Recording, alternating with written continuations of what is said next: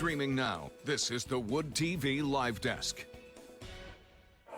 Good morning, everyone. Phil Penarski here with the Wood TV Live Desk. Hope you're all having a fantastic start to your Thursday. As you can probably tell, we are not at the station at Wood TV. We are actually on the road. We are at the JW Marriott in downtown Grand Rapids for the 2023 West Michigan CEO Summit and getting started, just kind of prepping and getting a little bit of background on the event. We are now being joined by Andy Johnston with the Grand Rapids Chamber of Commerce. Andy, thank you so much for being here. I know it's a little early.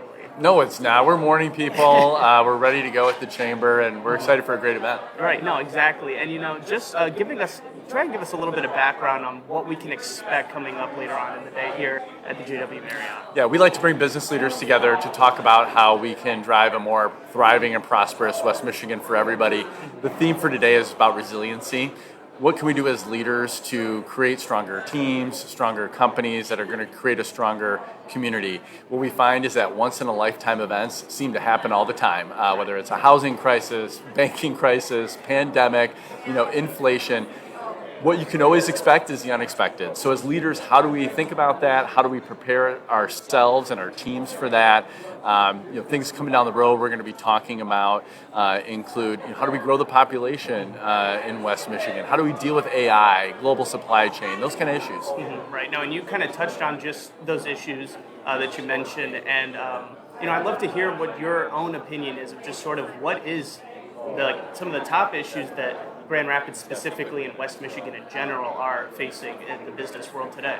Well, one of the things that we're excited about is talent, and it is the number one issue for business. There's a lot of statewide headlines say that Michigan is stagnant. Well, the good news is that West Michigan is bucking the trend, but part of the things we're talking about today is we can't be complacent. We got to double down on what's working. So how do we continue to create that place that people want to come to?